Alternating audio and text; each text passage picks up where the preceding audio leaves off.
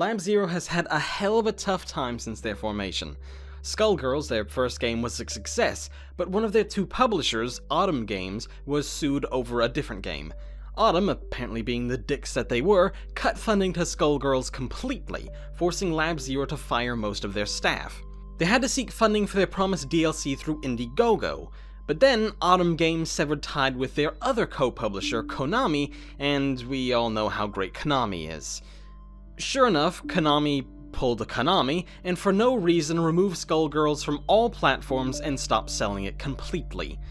Lab Zero decided to rework the game and release a new version called Skullgirls Encore with new publishers.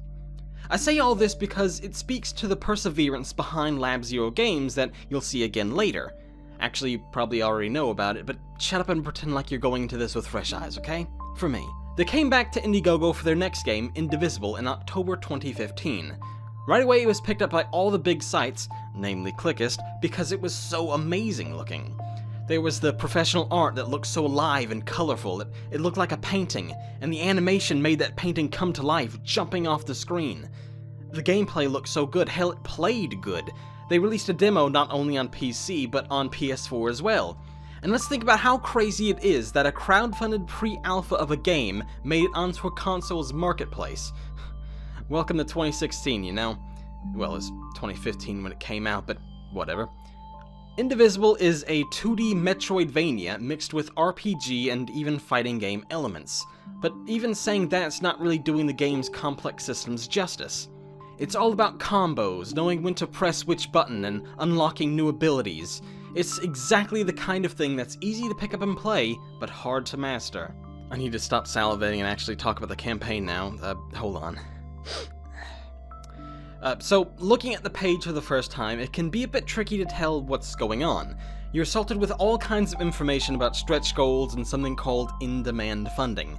This was actually added after the campaign was already successful. It's not something you would have seen when it was first going on. It's also why we're taking a look at this campaign after it's already officially over. In-demand funding, or just in-demand, is something that Indiegogo recently started doing, and it's actually kinda nice. It allows any potential new backers to contribute to the campaign, even after the initial goal has already been reached and the funding deadline is over. If you wanted to, you could still go and give Lab Zero some money now via Indiegogo. The big difference, obviously, is that there isn't much promotion for the campaign anymore, so hitting any further stretch goals is pretty unlikely. It's got a little over $1.9 million right now, but the next stretch goal is $2.05 million, and it doesn't seem likely that they're going to get there. Which is a shame, because that stretch goal is full voice acting. Although all that being said, Lab Zero makes it clear that they're getting outside funding as well. Publisher 505 Games is contributing another $2 million to development.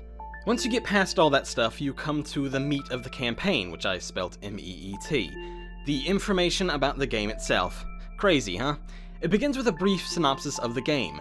Indivisible is a side-scrolling RPG in the vein of Valkyrie Profile, spanning a huge fantasy world inspired by our own world's various cultures and mythologies. Players will navigate beautiful environments using a variety of different traversal abilities and engage monsters in fast-paced combat. Then it continues into the story, specifically about our main character, Ajna? A good-natured tomboy with a rebellious streak, Ajna was raised by her father on the outskirts of their rural town. Her father raised her to be fair-minded and tough, and trained her in martial arts so that she might defend their home. When their town is attacked by local warlords, Ajna discovers a mysterious power, the power to absorb certain individuals into her being. Furthermore, fusing with these incarnations will not only allow her to summon them into battle, but also grant Ajna new weapons and abilities. Determined to confront the warlords and find out more about these new strange abilities, Ajna sets out on a globe-spanning quest that will reveal her true nature, and much more. Right there, we're given a lot of info about the characters and the plot, yet also not enough. We know about Anja, a girl who has strong ties to her father. Her mother isn't mentioned, so maybe she's dead or has an estranged relationship. We know there's a problem with warlords in the area, and they seem to be pretty powerful. There's also obviously a magical mystery in the form of absorbing incarnations to help her fight. And she decided to not only leave her town, but her country to seek more knowledge about her powers and to stop the warlords.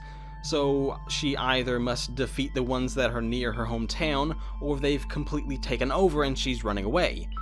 And what about her father? Does she leave him behind? Is he dead? We're given so little, but there's a sea of infinite possibilities. We then learn more about the world of Indivisible, and in case you haven't noticed from the story, you learn right quick that the game takes its inspirations from Southeast Asian mythology, art, music, the culture at large, especially in India. Religion also seems to play a role, if not in the immediate forefront, then as a gentle background player. The incarnations Ajna take on stay in her inner realm. It's a place inside her mind that becomes a physical location in-game. It can be used as a training ground and a safe haven. The monster designs all spawn from Indian and Hindu mythology, firmly placing the religion and the Indian culture as a current running through the game. There aren't many games that use that setting, that culture, as the forefront of their game, and to see a developer go into it full force is a breath of fresh air, really. I would be remiss to not talk about the game's combat system after hyping it up earlier. It's pretty good. So that's the campaign. It really exemplifies... Oh, did you want me to talk more about the combat system? Ugh, fine. It's not something you'll pick up on by watching the video. You have to play it for yourself to get a good handle on it. It's turn-based, but real-time. It's an RPG, select your attack and your opponent kind of thing, but also a one-on-one fighter. It requires precise attacks, but anyone can figure it out just by jamming buttons like I do. It's very subtle and nuanced, yet really simplistic and two-dimensional. No pun intended. Once combat starts, it goes into a turn-based thing, but you can attack with multiple characters at a time, attacking multiple enemies at a time, and using a variety of attacks at a time. Each character in your party is assigned to their own button, but most attacks and defenses are shared on the same buttons, so it's really easy to unleash an onslaught of attack with 2 characters, use a spell with a 3rd, and block with a 4th. It's a very fast and fluid combat system. You can be in and out of a massive fight in less than a minute if you know what you're doing, and hardly take any damage.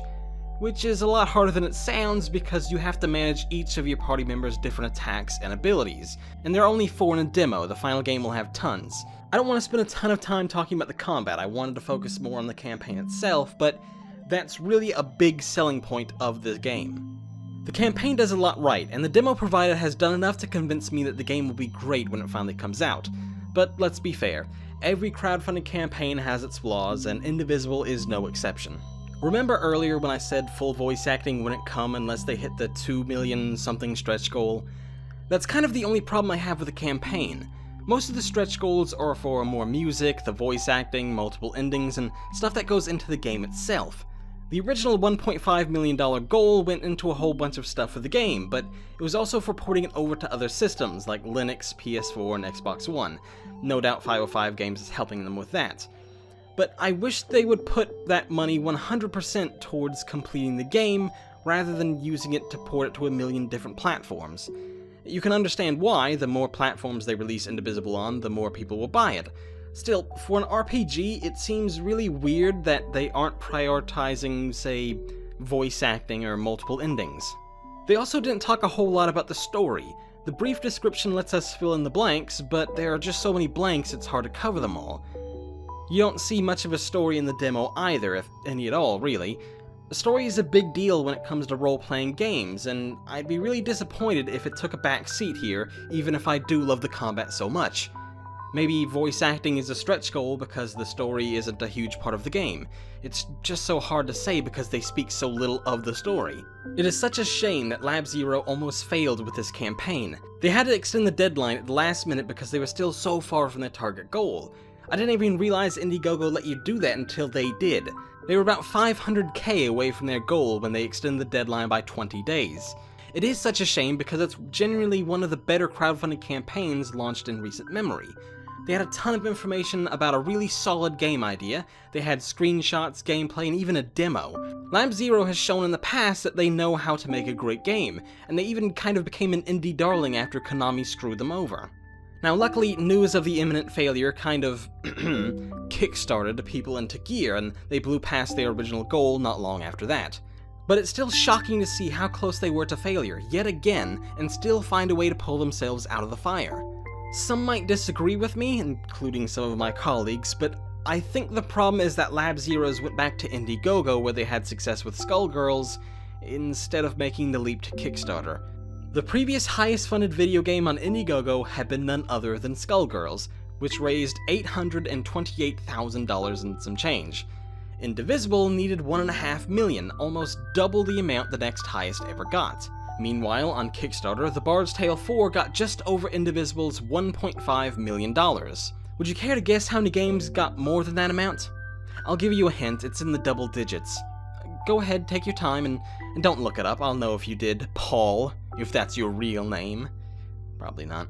It's 23 different games, including The Bard's Tale.